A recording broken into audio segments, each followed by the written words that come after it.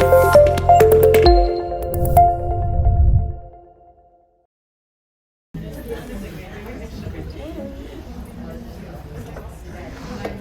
right, we'll get started.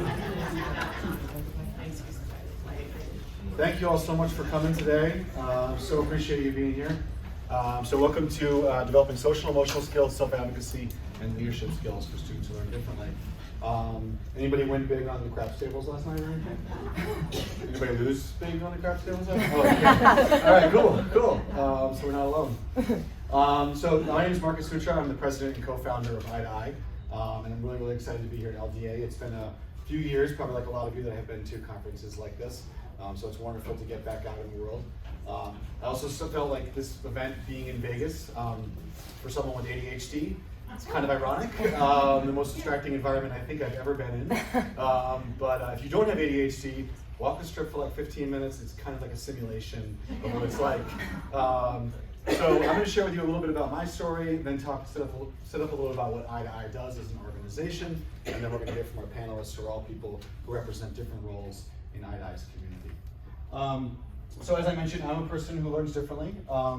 I am a neurodiverse individual. I identify with dyslexia and ADHD. I use the word identify very intentionally. I don't use the word diagnosed. It wasn't something I caught from somebody. It wasn't something I suddenly had. I was born dyslexic, born ADHD. It took till 3rd grade for an amazing educator to point it out and identify me with dyslexia. And it's been part of my identity ever since. And that's something, a real major distinction that ADHD uses in the language and how we talk about learning disabilities with our students. So as somebody who learns differently, a lot of people in this space, there is kind of the 2 different camps, I like to think. There's the medical model camp and there's the social construction camp. Right? So a medical model is very focused on how do we fix the student, how do we make the student better, how do we solve for that. I sit squarely more in the social construction model, which is that there is a system that is broken, not an individual. And it is our job to fix the system to accommodate for that individual, not fix the individual. The individual is not broken, fundamentally. So as somebody who learned differently, I was identified, like I said, in 3rd grade, went through school with not a lot of mentors, not a lot of role models, not a lot of understanding of what this was going to mean for me as a learner and as an individual. And then when I first got my first job as an educator teaching, I realized that not only was my learning disability giving me an advantage as a teacher, because I understood those students in a different way, I was able to differentiate the instruction, create an environment for them, but there was something in my story that was really powerful. And the more that I told my story in my classroom, the more I realized the students around me felt more comfortable embracing their own story, felt more comfortable advocating for themselves, felt less stigmatized. So we created ADHD to build community for students who learn differently around the country. So our mission, as you see here, ADHD's mission is to improve the educational experiences and outcome of neurodiverse young people while engaging them and their allies in a movement for a more equitable and inclusive society. So we work directly in schools, providing direct service programs, and we also organize students around the country to mobilize them to act to make their communities better. So our vision is that ADHD envisions an anti-ableist world that embraces neurodiversity. So that is the world we are hopefully all headed towards someday. What we're hoping that you get out of today is a deep understanding of the lived experience of those who learn differently, identifying strategies that can be used to empower those who learn differently, a commitment to create change in your community, a sense of affinity, allyship within the broader neurodiverse community. So that's what we're hoping you get out of today. So just a little bit more on ADHD. We essentially have 4 programs within ADHD. First, the one you're going to be hearing about the most is our mentoring program. That's how ADHD started.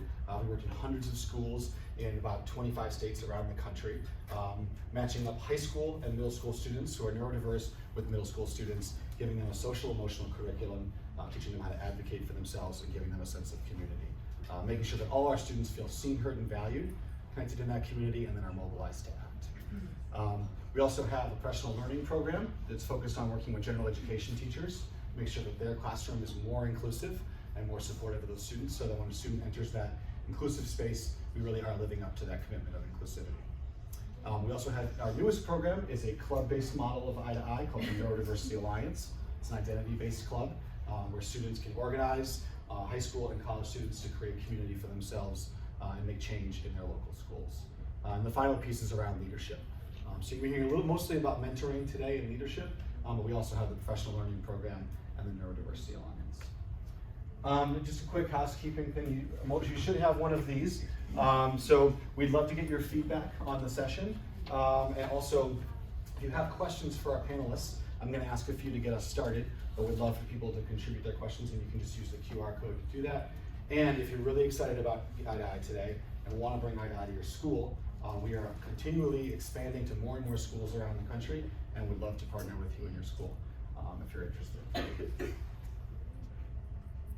All right, so enough from me. Now we're going to quickly introduce our panelists, and then we'll get to some of our questions. And again, we'd love to hear questions from the audience in about 20 minutes or so. Carly, you want to get us started? I'd love to. Hi, everyone. My name is Carly Priest. I am the manager of the Near Peer Mentoring Program here at IDI. I'm also a member of the neurodivergent community. I was diagnosed with a processing disorder my sophomore year of high school after I transferred in from a traditional public school into a private school. Within 3 months, I was pulled for evals. I was diagnosed with ADHD later on in college. I come to you all today with a little background in teaching. I was teaching for 3 years in Miami-Dade County Public Schools, reading and writing, and I joined IDI's team about 2 years ago, but that wasn't my first involvement with IDI. When I was a high schooler, I found IDI's programs and was a mentor within their programs. So I've had a couple of years of experience mentoring as a participant in the program, a lifetime of experience as a neurodiverse person, and I am the current lead for our programming today. Awesome. Laura? Hi everybody, my name's Laura O'Grady, and I'm literally too old to have a diagnosis of anything. I went to the system before they did that. But I work in a school where every student is neurodiverse. It's a middle school, high school connected to each other, and we have an IDI chapter there. And so I'm the chapter advisor for it. I think that's enough to say in the introduction. I'm Samaria Robshaw. I'm a chapter lead at College of the Holy Cross. I've been with IDI for a few years now. I started mentoring and worked my way up to a chapter leader position. So, yeah. Thank you guys. Thank you for being here today. So one of the first things that people with learning disabilities often encounter is stigma. There's stigma at kind of all levels of our experience. When we think about just the entry point to get identified, there is so much stigma with that. There's really, I believe, a real privilege in having the identification and having a diagnosis. It's not an accident that myself and my co-founder David Flink are both white males who were identified in the late 80s with learning disabilities, placed on Ritalin, put in a special education classroom. You know, I looked the picturesque of what people thought of when they thought of ADHD, right? So my privilege of being a white male got me that identification earlier on. So I didn't meet with that same level of stigma that other communities meet, because we know that identification happens less in communities of color, less from under-resourced households, and we know why that, we can see why that exists, and that I think it's important for us to think about ourselves in the history and the evolution of this movement specifically and where we're at. So students encounter stigma all the time. I know we've wrestled with this all at IDI, and I was just wondering if for each of you to kind of talk about the role that stigma played in your school experience, or the role you see it playing in students' experience in your school. Yeah. Stigma is a tricky thing, I think, because there's like two sides to stigma, right? There's the side of stigma that if I say I have a processing disorder, a room full of people might look at me a little bit differently by virtue of me sharing that. But there's also the stigma that you feel as someone who has a processing disorder, because where other students in your classroom space may not notice that you're leaving to take your tests in a different room, or that, you know, like you take the SAT in the same classroom with 15 people in the corner in the back of the school, right? But you feel that all the time. And I had a couple of experiences, particularly in high school, because I wasn't diagnosed until high school, where like I really felt stigma get in the way of my education. I was in like a high school course, and the teacher showed up on the projector screen like the attendance record, and there were 6 students on the attendance listing of like 32 who had like the yellow caution yield sign with an exclamation point, and my name, Declan's name, like Phoebe's name, Nevaeh's name, and Declan and Phoebe, we all knew what that exclamation point meant. right? Like that was how I was typed in the system, but none of my classmates did. And they were like, why do they have this? Why do they have that? And I just felt like so singled out.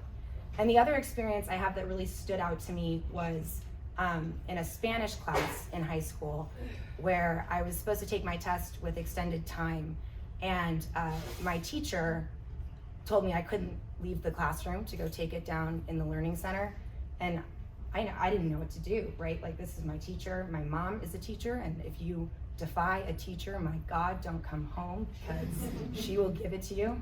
And I was like, I don't know what to tell you, Senora Taliban. I don't know what to tell you. This is what I'm supposed to do.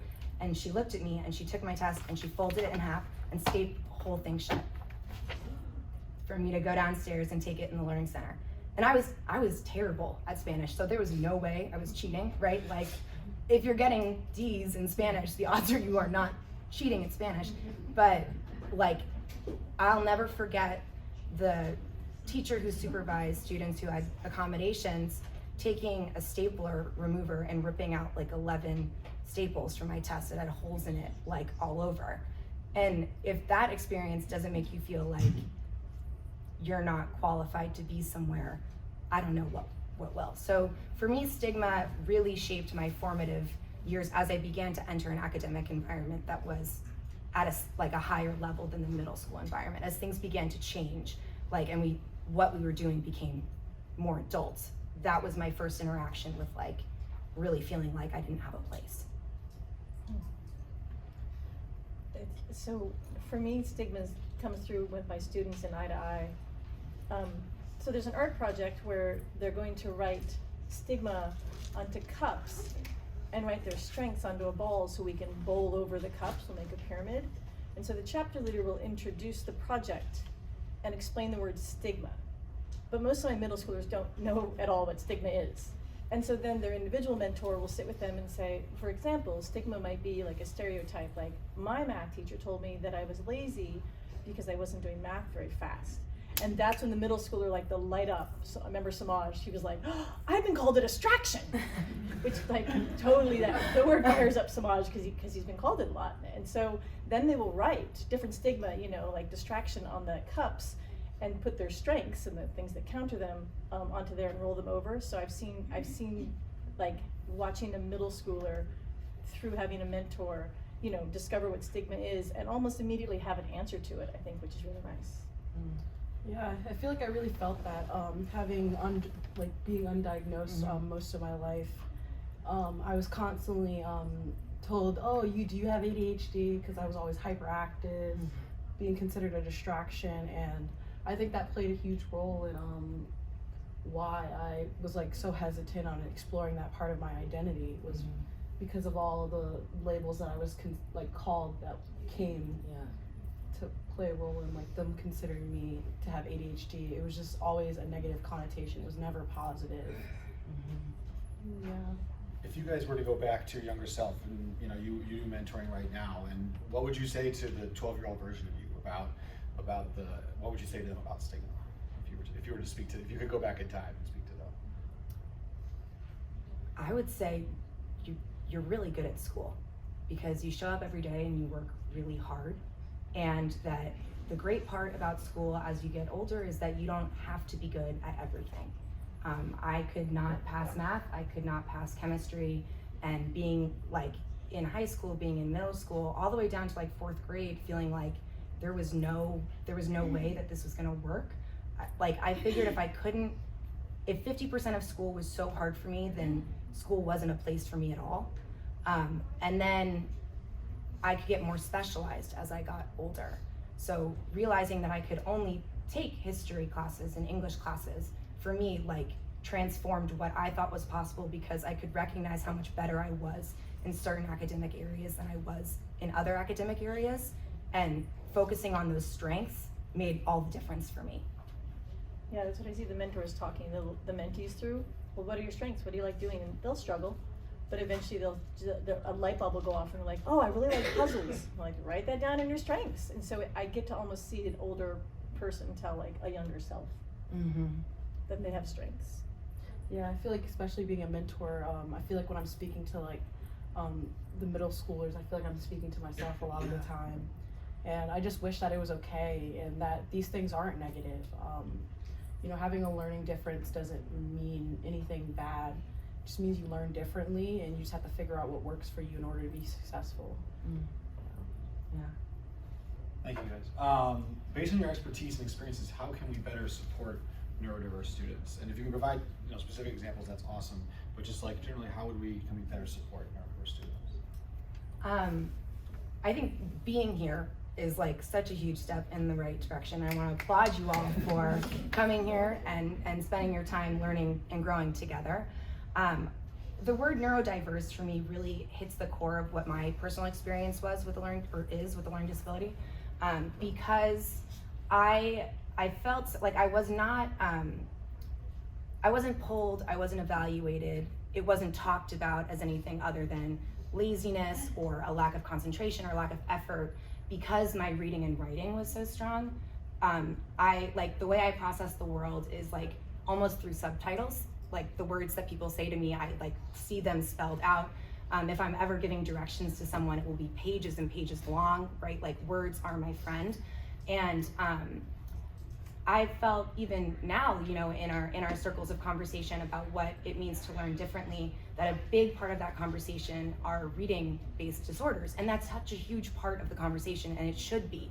But I think too, the more we expand what we understand to be neurodiverse, and the more we expand how we identify students that are struggling, or identify students that are exhibiting differences, or even just students that we think could benefit from support in different areas, right? The better equipped those students will be to go forward as advocates for themselves and allies for others within the community. So I think expanding what we understand to be neurodiverse or neurodivergent is always in our favor. I want to just touch on one piece that you just said, because I really related to it, which was, you said the text was your friend, right? So I'm dyslexic, text is not my friend. I would say, I think one of the key things that we can do is to give students the language of how they explain how their learning disability affects them. And that's maybe the first step towards being able to advocate for yourself. Because if you don't know, you can't advocate for yourself if you don't know what you need, right? Yeah. And so like I always use the analogy that like if I call it dyslexia, call it learning disability, learning difference, neurodivergent, whatever you want, but I would say I have a text avoidance issue. Like I get a piece of mail and I literally am like get a moment of anxiety and want to throw it away. And my wife has to be like, stop, you need to read that health form, this is important, you need to sign this, whatever it is. And text is just like not my friend. And so when you said that, I just really related to that. I think that, and now I know that, and I just know when I get the mail, I gotta stop and I gotta read it or I gotta listen to it. But that was a really important piece of giving me that language, that agency of like, how does this actually affect me and what does it actually mean to be, in my case, dyslexic? Yeah, absolutely. Yeah, I think the way we support neurodiverse learners is all of that. At my school, we all say that everyone has a learning profile, whether or not you have this specific one or this diagnosis, and we live that. When the head of school was speaking, we opened a new gym. There's 200 people in the gym, and she wanted to thank somebody. She was like, "Where's Larry? Where's Larry?" And she was like, "Sorry, I'm a visual learner."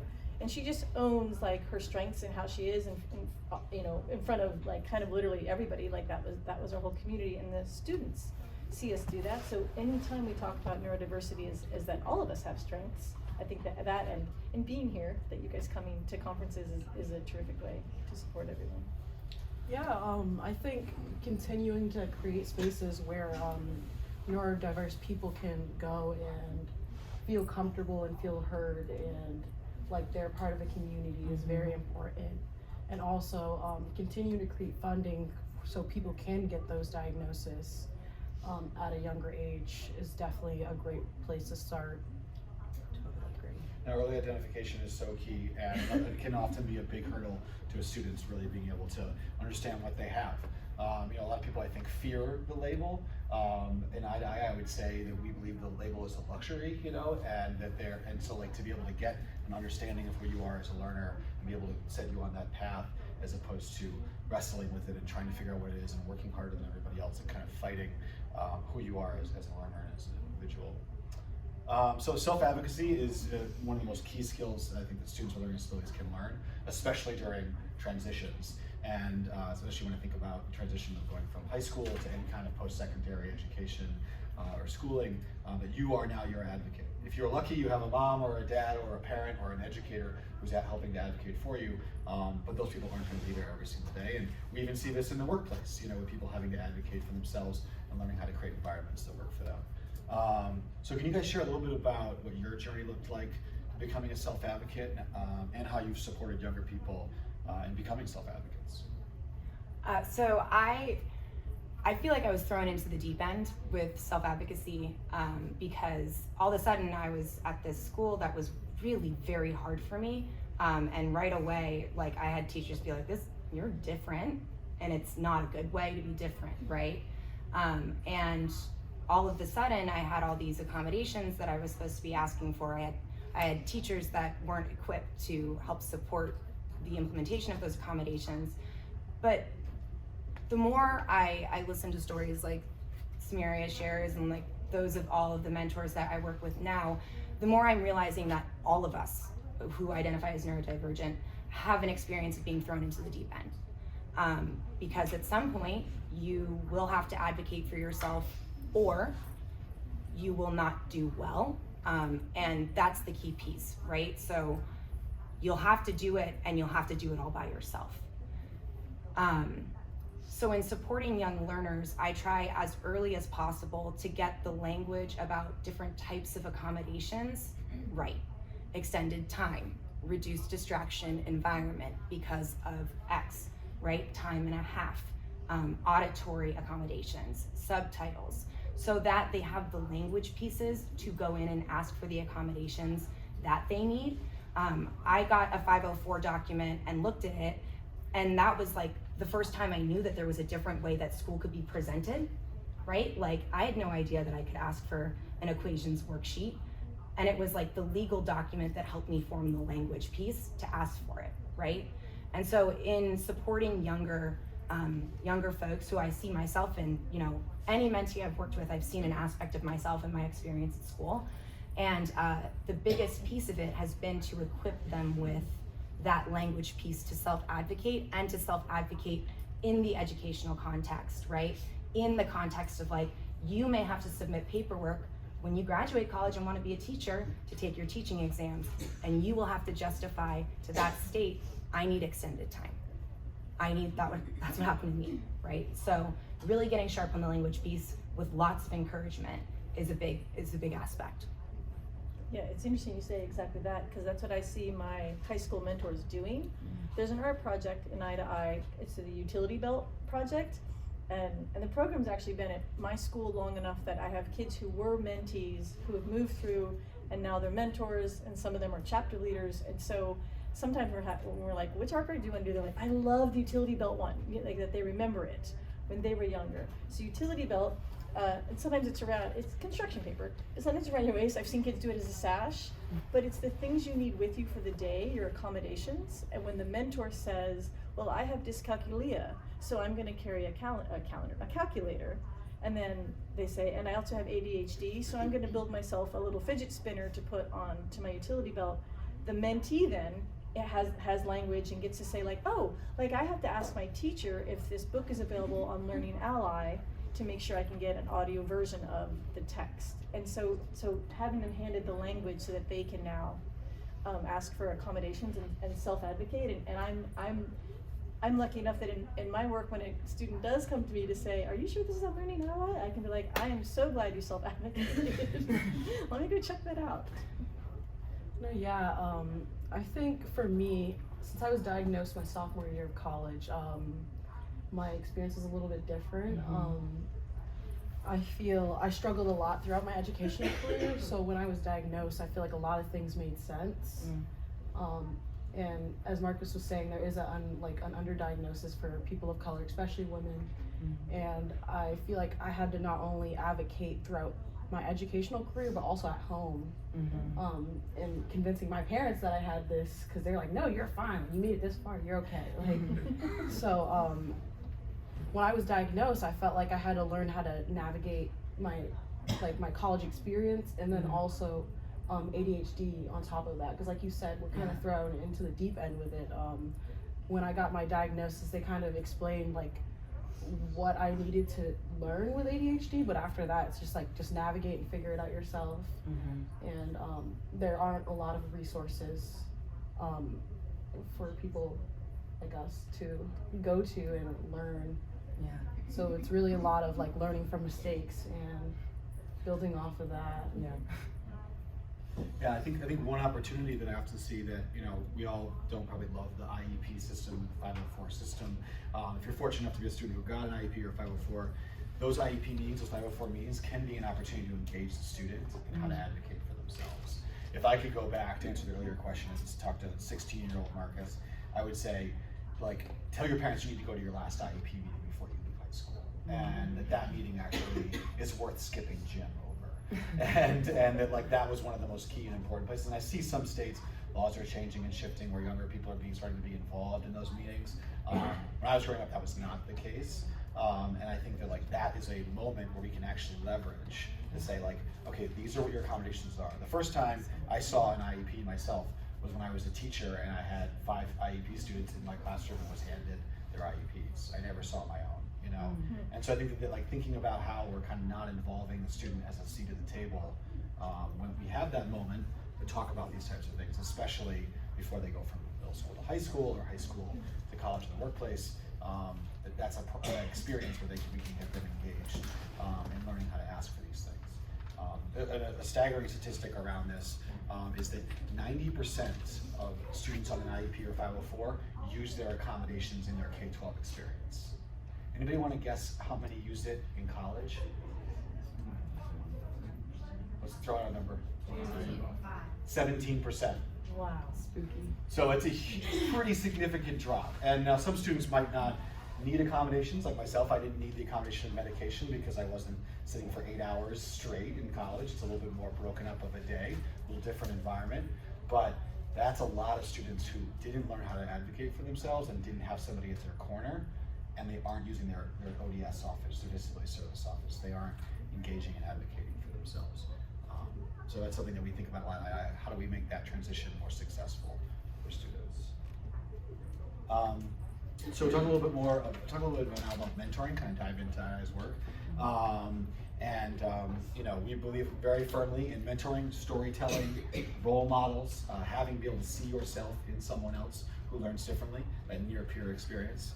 How did or does the mentoring community help you feel a sense of feeling seen, heard, and valued? When I first encountered I's programs, I was like a year out from just having been diagnosed.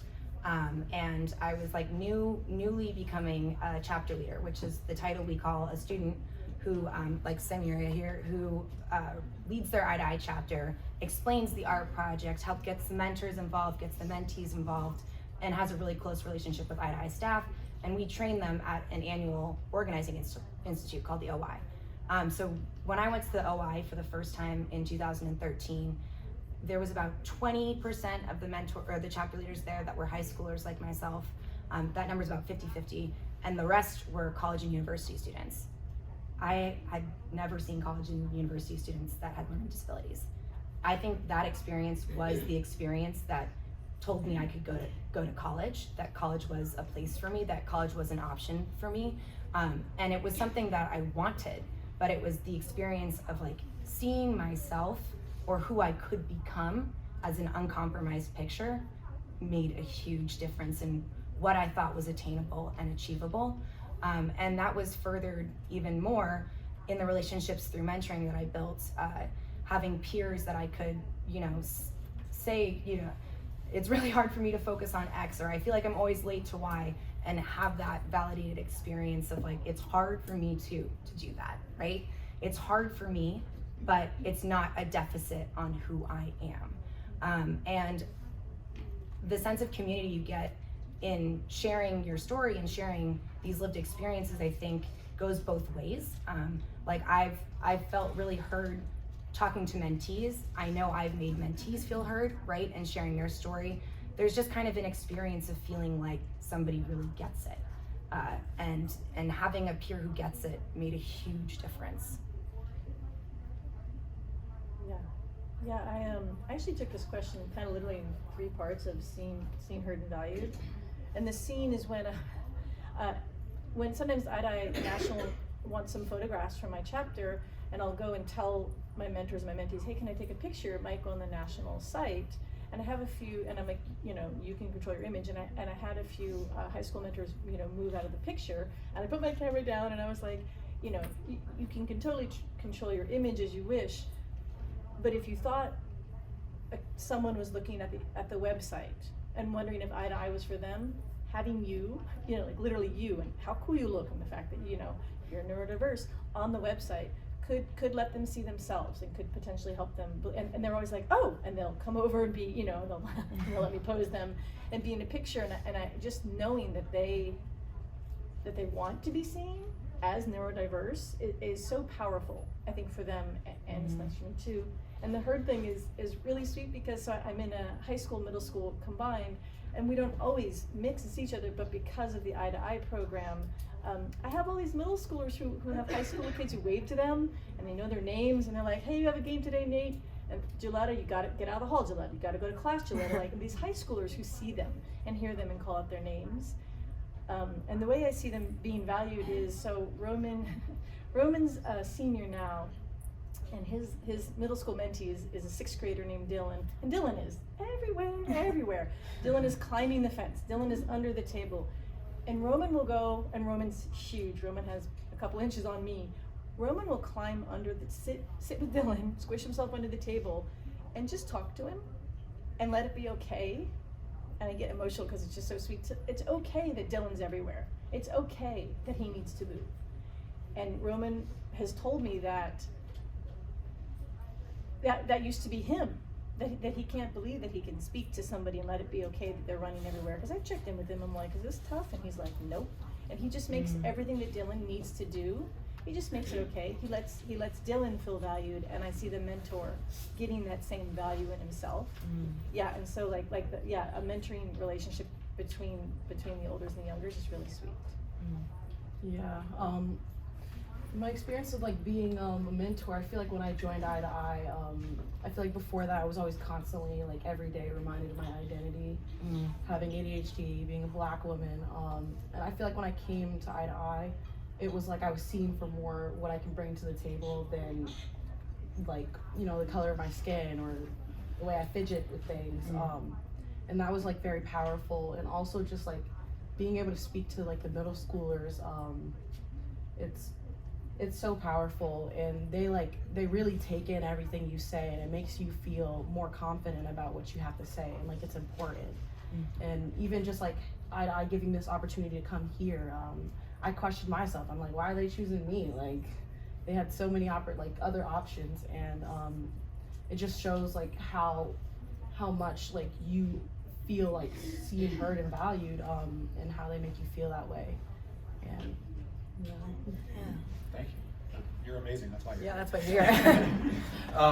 Yeah, and I think, you know, from Eye to Eye's very, very beginning stages, when we first went from the one school that started out in Providence, Rhode Island, we often heard this question of, I remember, I'll never forget this conversation with a teacher where I said, we're gonna organize the high school kids with learning disabilities to mentor the middle school kids. She said, everybody has a learning disability? Who's gonna supervise? And I was like, I think we can handle this. I think we can do this. I think we can get kids in a room together to do art and share their stories.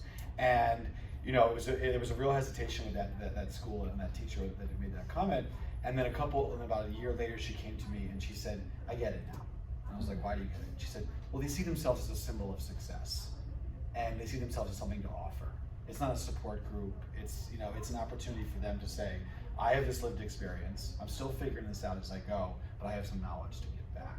And that is a really fulfilling and empowering thing for somebody who may be living with a lot of extra doubt and shame in their daily life in the school environment.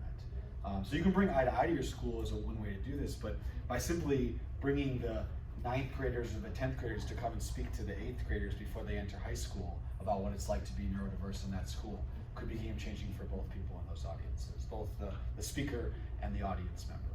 Or having somebody who's in college right now come back and share their story with neurodiverse students within your high school. So just to continue that mentorship model down the line.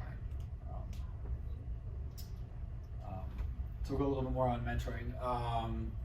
Have you seen ND community building work to fight against the stigma and building allyship? How have you seen the ND community building work? Still dyslexic.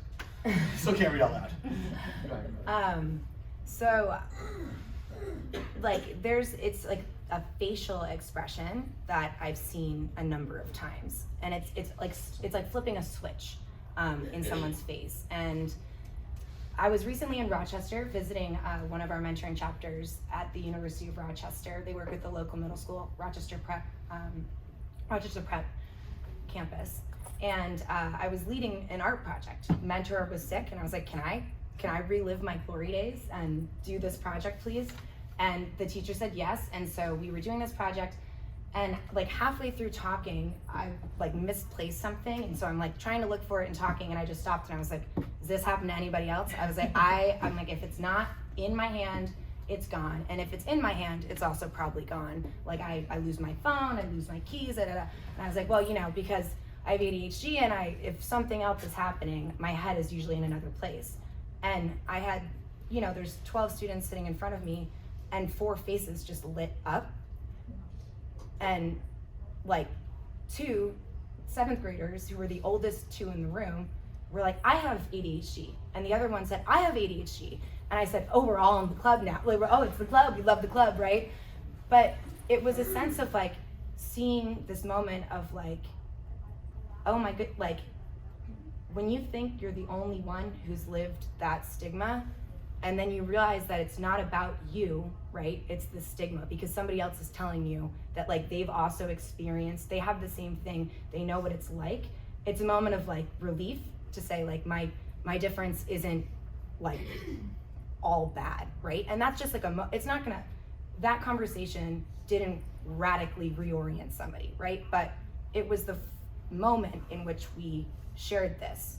And I find that like once that conversation takes place, the amount of young people that want to step up and share their story, share their experience, advocate for themselves and others, like Samiria coming all the way out here to be here with us all today, right? Like wanting to share, to change, to build community is electrifying.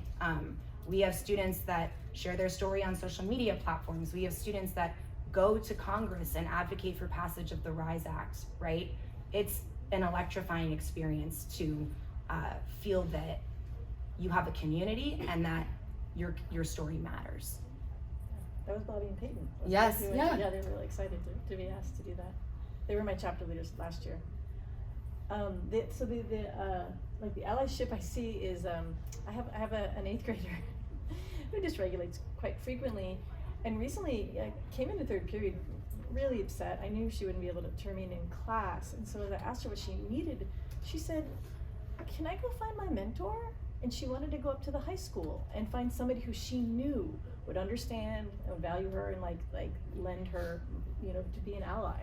And I of course I said yes, though I don't know if there's going to be a whole bunch of middle schoolers trying to go to high school in the migrate. Yeah, that's going to become a thing. But I just knowing that gave her a place that she could go was really nice. Yeah. Touch base on what Carly was saying, like that experience where you're like, oh, I have ADHD. Oh, me too. Like that still happens in college. There really isn't a lot of areas where you can kind of talk about that with your peers, and it's kind of something we like hide, not really hide, but it just never comes up in the conversation. And I've been on a track team for like 4 years now, and I found out a few of my peers had ADHD, and they're like, yo, me too, like what? And I'm like, well, we have this like mentoring program, like you should join. And one of them actually joined. So I feel like not only do I really look forward to going every Tuesday to art room and communicating and creating these relationships with the students, but even like the mentors that I'm like coming with, a lot of them are underclassmen, and I feel like I'm like helping them build allyship, and I'm like, yeah, like we're here for eye to eye, but if you need anything else, text me, hit me up, like I'm here for anything you need. And it's just like really powerful to have like these communities where you can come to, and like coming together, especially when I did the OI event. That was like really the first time I was like immersed with people with learning disabilities, and it's always just like event. It's like essentially what Carly was saying, an event where we learn leadership, we learn how to be chapter leaders, or do the position that we are trying to do. And it was crazy to like meet so many people all in one space that had learning disabilities. It's like so rare. I didn't realize it until going into that like community, and just like being able to like do things effortlessly without like having to worry about whether someone's gonna think I'm rude for like maybe speaking over them because I'm super excited to get my thought out of my head. Just like being accepted, and they're just like, oh, if I talk over someone, they're like, oh, it's okay, like just give me a few seconds to like finish what I'm gonna say, and then you have the floor. It's just like, it's crazy, really cool. All right, so I think we got some questions I heard from the audience. So, and if you want to add more, just scan the QR code. But Helen, you want to go the first one? Of course, yeah. So we have two questions that can be kind of tied in together. We have someone who's wondering, at what age should you start teaching students the vocabulary for self-advocacy? And we also have an audience member who has a 6-year-old first grader who has ADHD, SPD, and sickle cell. His parents are able to advocate for him all the time, but they want him to be able to stand up for himself. And would you all have any tips for how they might approach that? I think a strengths-based approach is always age appropriate. So when you are identifying your strengths and when you're identifying what you're good at and how those things can help you overcome challenges, in very incremental blocks, you can really prepare young people to build on that skill in more complex academic situations, right? It might be that you with your child like really lay out the ground rules of like, your teacher is here to support you, we're all working together, but really getting in on that strengths-based approach as like the key point for advocacy is so important, because if you don't believe that you have the strengths and that this accommodation will tap into those strengths, why put yourself out there to ask at all, right? Like that is the worst. So I think the earlier you can get students thinking about what they're good at, thinking that they are good at so many things, and realizing like, hey, there's challenges that everyone overcomes. What I'm good at can help me overcome these challenges. Let's put it to work, is great. And I think, I mean, we have mentees that range in age from 9 to mentees that are 14, right?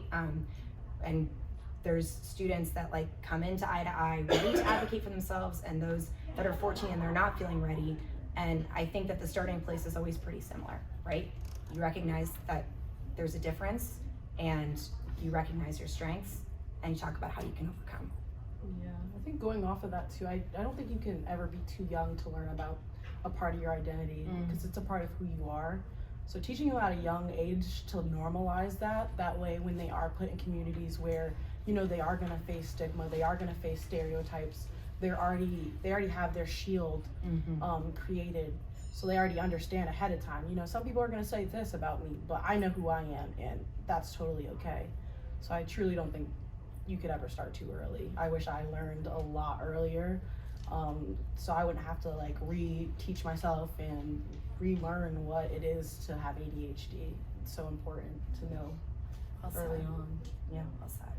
Yeah, I think that, you know, when I was first starting out, we were experimenting with which age groups was really best for us to work with. And we found some research around the possible self period that young people go through, and that's typically around 10 to 14. And so that's why we kind of focused in on that time period where people are kind of, young people are kind of determining, do I take school seriously? Am I a school type person? Like, what kind of learner am I? Like it really is that moment when, I would say, when like your parents go from being your #1 role models to your peers being your #1 role models, and how you make that shift. And so I think that like, if you can go to high school with like some self-advocacy skills, kind of experiment with it, try it out, and begin to do that work, so that way you've had 4 years of advocating for yourself before you go off into the workplace or into college. I think you're really going to be set up for success. So I think, like they said, earlier is always better, but I think getting that language with students early on and talking about it, but really that we found in research that 10 to 14 seems to be that period where we have the most success, and other programs that are similar to ours do as well. Would you all care to share your thoughts on how you might address a community who doesn't understand neurodiversity, but rather sees it as laziness or lack of effort? How would this be addressed when it's more of a cultural issue of not understanding? I feel like growing up in Maine, where a lot of you're like everyone's like spread apart, and it's so small of a community that you just get caught up in very negative things. So I feel like growing up, a lot of learning disabilities had a very negative connotation, and people would often make fun of the people with learning disabilities. And I think one, like we were saying, teaching children at a young age to understand, you know, they're like who they are, so that stuff can help them navigate through that. But also, I don't know, it's really hard changing people's minds when, you know, they're set in their ways.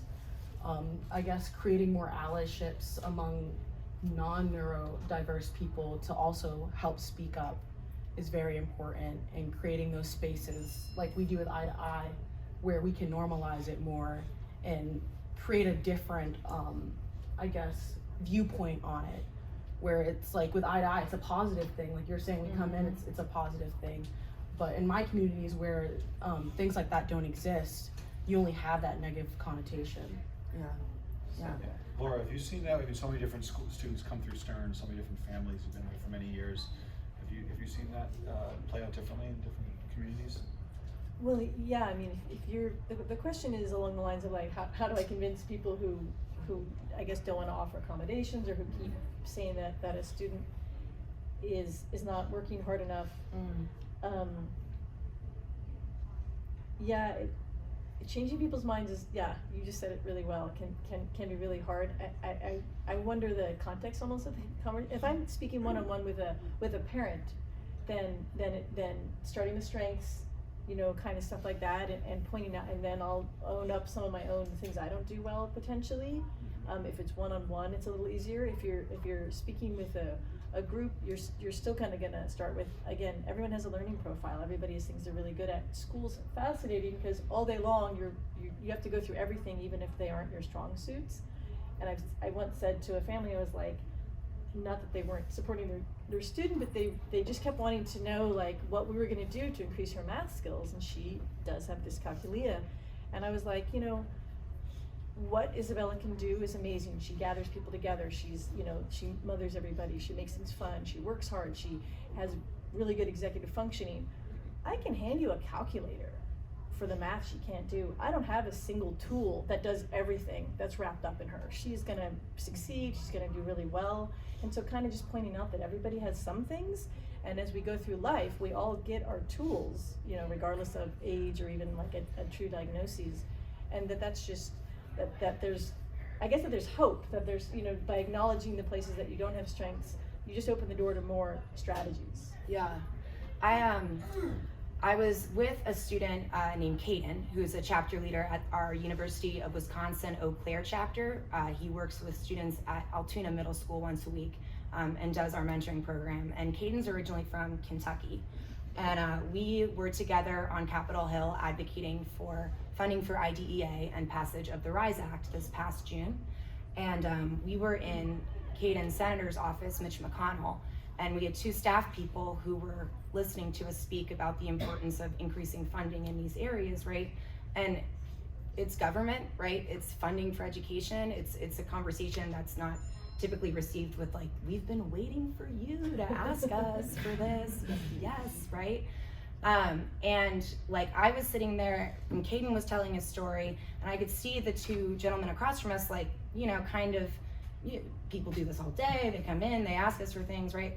And Caden like could tell too, and so he stopped and he looked at them and he said, I went to this high school in this city. He's like, I almost failed out. This was my grade point average, and like this is what I was told. And he goes, I'm a computer science mechanical engineer, like double major at Eau Claire in the honors program right now. And I was told that I couldn't pass high school, right? Like I wasn't worthy of the accommodations to pass. I almost failed out. And that just I like saw one of the staff members just stop writing and like look at Caden and just start listening to Caden talk. Because what we say when we're talking about like oh, that's laziness, oh, that's a lack of attention, it's poor parenting, right? We're talking about evidence of a system that's broken. And so pointing out where that system is broken, where somebody who is not gonna pass, not gonna make it, is 2 years down the line taking curriculum that is so much further advanced than what he was failing at doing, is evidence of a system being broken, not of a personal defect. And so I think the more that we can share stories of that, the more we have ripple effects of someone saying, you know, my child's dyslexic, I want what's best for them, and then hearing stories of adult dyslexic people and saying, man, like I kind of feel like I had similar experiences when I was in school, right? Like tying this community together by strengths is, I think, a really powerful way to show that it's a system that's broken. It's not the people in the system. I think about when, thank you. And I think about when, you know, an analogy that worked for me as a young person when trying to communicate something like that to a young person. I remember as a kid, I wore glasses. I'm wearing contacts now, so this analogy is a little less high quality, but just stay with me. So when I was a kid, I hated wearing my glasses. I hated it. Like, did not want to wear them. I had to constantly be reminded. I was constantly losing them. They had scratches all over them, whatever it was. And I realized that, like, if I didn't wear my glasses, I couldn't see like everybody else in the classroom. And if you can't see the board, you're fundamentally not going to be able to get at least most of the material, right? And my mom said, Marcus, you're refusing your accommodations. This is like when you don't wear your glasses in school and you can't see the board. And that analogy around like wearing your glasses to level the playing field. Not everybody wears glasses, not everybody needs to wear contacts. But that accommodation, you know, worked for me and allowed me to be able to see just like everybody else. And so for me, that was audiobooks. You know, I listen to my emails, I listen to my books. I say I read with my ears, I don't read with my eyes. And so like that kind of language when communicating to a younger person or maybe an older person. And then also never a stat without a story, never a story without a stat, I like to say. And like the data shows us that this has nothing to do with intelligence. This has something to do with, as Carolee was talking about, a different style of learning and a different approach to learning and a different way our brain receives communication and information. And the data supports that. So if the person needs the data, I think that helps as well. What else we got? We got about 5 more minutes, so maybe 1 or 2 more. Perfect. Can you all share your thoughts about supporting self-advocacy in middle school students that may not have that intrinsic motivation and have a more fixed mindset around their disability or needs?